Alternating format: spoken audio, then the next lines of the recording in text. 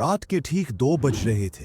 मुंबई की वो नींद जो कभी गहरी नहीं होती, उस वक्त भी शहर के किसी न किसी कोने में जाग रही होगी। मगर दादर स्टेशन वो लगभग खाली था। प्लेटफॉर्म नंबर 2 पर लगी ट्यूब लाइट्स कुछ जगह झिलमिला रही थी, जैसे किसी ने उनके अंदर से रोशनी निकालकर सिर्फ एक टूटती सांस छोड़ दी हो। हवा भरी हुई थी लोहे, जंग और रात के उस अजीब सन्नाटे की गंध से, जो सिर्फ लोकल ट्रेन स्टेशनों में ही मिलती है। सीढ़ियों के नीचे एक चाय वाला आधे सोए हुए अंदाज में स्टूल पर बैठा था। उसकी आंखें बार बार झपकती फिर खुल जाती, जैसे वो खुद को मजबूरी में जगाए हुए हो, क्योंकि उसे पता था ठीक 2:45 पर एक आखिरी लोकल आती है और उसके बाद स्टेशन पूरी तरह बंद कर दिया जाता है। कम से कम कागजों पर ऐसा ही लिखा है। दीपक नाम का एक 24 साल का लड़का अपने भारी बैकपैक के साथ तेजी से प्लेटफॉर्म पर आया। रात भर सेट पर शूट चल रहा था और अब उसे घर वापस जाना था। चेहरा थका हुआ, कपड़े धूल से भरे, लेकिन दिमाग में बस एक ही ख्याल, आखिरी लोकल मिल जाए वरना पूरा रास्ता पैदल जाना पड़ेगा। वो अपनी घड़ी देखता है, 2:41, 4 मिनट बचे थे। स्टेशन लगभग खाली था। सिर्फ एक बुजुर्ग गार्ड दूर खड़ा मोबाइल में कुछ देख रहा था। कोई बेचैन डॉग घूम रहा था। 2-3 लोग एक बेंच पर बैठे थे, जिनके चेहरे थकान से लटके हुए लग रहे थे। दीपक ने चाय वाले से पूछा, भैया दादर से करियर रोड की आखिरी लोकल आएगी ना? चाय वाला बिना चेहरे पर भाव लाए बोला, सब लोग यही पूछते हैं। मतलब? दीपक हैरान हुआ। चाय वाले ने धीरे से लगभग फुसफुसाते हुए कहा, भैया आपको पता भी है ये कौन सी लोकल है? दीपक हंस पड़ा, कौन सी क्या? आखिरी लोकल है, टाइम टेबल में लिखी है। चाय वाले की आंखों में एक पल के लिए अजीब सा डर चमका। वो बोला, टाइम टेबल में तो बहुत कुछ लिखा होता है, पर ये ट्रेन किसके लिए आती है ये कोई नहीं पूछता। दीपक चिढ़कर बोला, भैया रहने दो, मैं रोज रात में दौड़कर पकड़ता हूं इसे। चाय वाले ने उसकी ओर ऐसे देखा जैसे कुछ कहना चाहता हो, पर रुक गया। फिर बस इतना बोला, पिछली बार भी एक लड़का यही कह रहा था, अब 2 हफ्ते हो गए, घर नहीं पहुंचा। दीपक के कदम रुक गए, दिल थोड़े जोर से धड़का, पर उसने खुद को डरने से रोका। मुंबई में अफवाहें, कहानियां, किस्से ये नए थोड़ी है। उसने नजर फेर ली। उसी वक्त स्टेशन की लाउडस्पीकर बजी, प्लेटफॉर्म नंबर 2 पर अगली गाड़ी कुछ ही क्षणों में आएगी। ट्रैक के दूसरी तरफ अंधेरा गहरा था। हवा अचानक ठंडी हो गई। दीपक ने देखा, गार्ड ने भी मोबाइल देखना बंद कर दिया था। अब वो उसी अंधेरे में घूर रहा था। चाय वाले ने धीरे से अपना स्टॉल बंद करना शुरू कर दिया, खुद को जल्दी जल्दी समेटते हुए। दीपक हंसा, क्या हुआ भैया, भूचाल आ रहा है क्या? चाय वाला बिना उसकी ओर देखे बोला, मैं इस लोकल के आने से पहले स्टेशन छोड़ देता हूँ। मेरी शिफ्ट 3 बजे तक होती है, लेकिन मैं रुकता नहीं, कोई नहीं रुकता। दीपक कुछ बोल पाता उससे पहले गहरी सीटी की आवाज आई, लेकिन ये आवाज लोकल की सामान्य सीटी जैसी नहीं थी।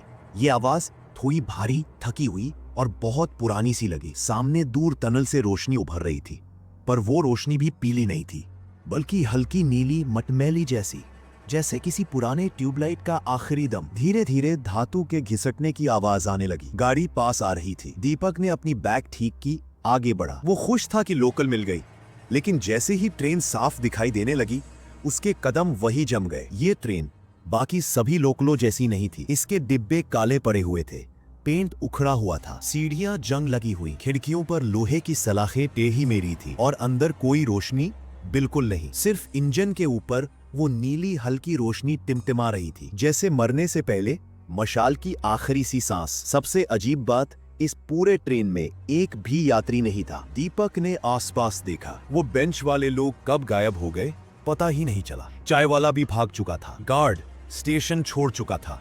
स्टेशन पूरी तरह खाली था। ट्रेन धीरे धीरे उसके सामने रुक गई। दरवाजे नहीं खुले, कोई गार्ड नहीं, कोई ड्राइवर नहीं, पर ट्रेन खुद ब खुद रुकी थी। दीपक का दिल तेजी से धड़क रहा था। उसने सोचा शायद सिस्टम की कोई दिक्कत होगी, शायद ये कोई मेंटेनेंस लोकल हो, शायद बाकी लोग अलग डिब्बे में हो। पर वो खुद भी जानता था ये झूठ वो खुद को ही बोल रहा था। फिर भी उसने हिम्मत की और ट्रेन की सीढ़ियों की तरफ कदम बढ़ाया। जैसे ही उसका पैर पहला कदम चढ़ा, पीछे से किसी ने फुसफुसाया, उधर मत जा। दीपक पलटा, कोई नहीं था, बस हवा बह रही थी। उसने सोचा दिमाग उसका खेल कर रहा है। उसने डिब्बे के अंदर झांका। अंदर हर सीट पर धूल जमी थी, जैसे सालों से किसी ने बैठा ही ना हो। और तभी उसने देखा डिब्बे के बिल्कुल पीछे एक आदमी बैठा था, सिर झुका हुआ, हाथ उसकी गोद में, बाल मैले बिखरे हुए, जैसे महीनों से कंघी ना की हो। दीपक को राहत मिली, कम से कम कोई यात्री तो है। वो चढ़ने ही वाला था कि आदमी ने बिना सिर उठाए कहा, मुंबई में नए हो क्या? ये आखिरी लोकल कभी किसी को घर नहीं पहुंचाती। दीपक का खून जम गया। उस आदमी ने बहुत धीरे से सिर उठाया और दीपक ने महसूस किया कि उसकी आंखें बिल्कुल काली थी। सफेदी का एक कतरा भी नहीं, पूरा काला, जैसे दो गहरे कुएं। और उतनी ही गहरी आवाज में उसने दोबारा कहा, इसमें चढ़ोगे तो अगला स्टेशन तुम्हारा घर नहीं होगा। दीपक के पांव अपने आप पीछे हट गए। ट्रेन ने एक धीमी कराह भरी सीटी बजाई, जैसे किसी ने उसे दर्द में दबाकर चीख निकलवाई हो, और अगले ही पल दरवाजे खुद ब खुद बंद हो गए। आदमी ने खिड़की से बाहर दीपक को घूरा और उसके होंठ बहुत धीरे से हिले। अब ये वापस कल आएगी एक और यात्री लेने। नीली रोशनी बुझने लगी, ट्रेन हिली और फिर तेजी से अंधेरी टनल में गायब हो गई। दीपक वहीं खड़ा रह गया। उसकी सांसें भारी थीं, हाथ कांप रहे थे, दिमाग सुन्न। ट्रेन जा चुकी थी, स्टेशन फिर से सूना हो चुका था। सिर्फ एक चीज पीछे रह गई थी, ट्रैक के पास पड़ा हुआ एक पुराना टिकट, घिसा हुआ। साल लिखा था 1983।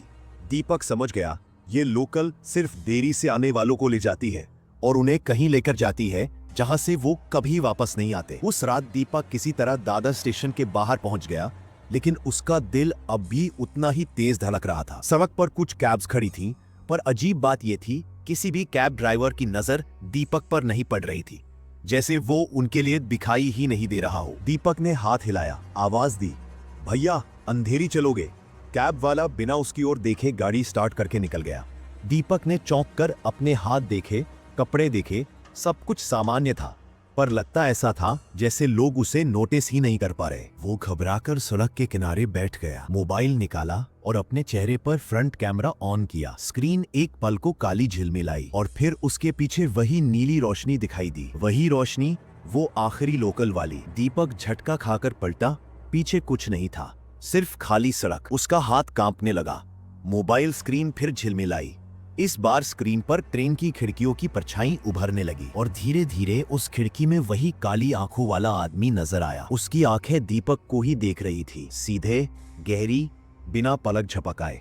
दीपक ने घबराकर मोबाइल नीचे फेंक दिया। अब उसका दिमाग खाली होने लगा था। बस एक ही बात समझ आ रही थी, आखिरी लोकल ने उसे जाने नहीं दिया था। वो उठकर भागने लगा, स्टेशन की सीढ़ियों, सड़कों, पुलों, सबसे दूर। पर हर बार जब वो किसी भी दुकान, गाड़ी या शीशे के पास से गुजरता, उसके पीछे वही नीली धुंधली परछाई नजर आने लगती, मानो ट्रेन उसके साथ साथ चल रही हो। भागते भागते वो एक चौराहे पर आकर रुका, सांसें भारी, हाथ कांपते हुए, चेहरा पसीने से भीगा। कुछ पल शांति रही, फिर अचानक कहीं दूर से वही सीटी सुनाई दी। ट्रेन की नहीं, उसी ट्रेन की, वही धीमी, दर्द भरी, पुरानी सी आवाज। दीपक के पैरों तले जमीन जैसे गायब हो गई। उसने घूम कर देखा, दूर खाली सड़क पर, धुंध के बीच, एक लोकल ट्रेन का पहला डिब्बा धीरे धीरे उभर रहा था। ट्रेन पटरी पर नहीं थी, सड़क पर थी, लेकिन बिल्कुल उसी रफ्तार, उसी आवाज में, जैसे उसे लेने आई हो। ट्रेन की नीली हेडलाइट उसकी ओर बढ़ रही थी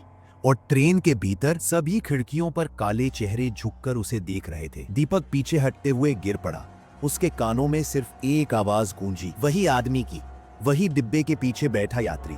मैंने कहा था अगला स्टेशन तुम्हारा घर नहीं होगा। नीली रोशनी तेज होती गई और दीपक की चीख अंधेरे में खो गई। उसके बाद की बात लोगों ने सिर्फ एक अफवाह के रूप में सुनी। दादर स्टेशन के बाहर एक लड़का दिखा था जो अचानक गायब हो गया। सिर्फ एक पुराना टिकट मिला, साल 1983 का।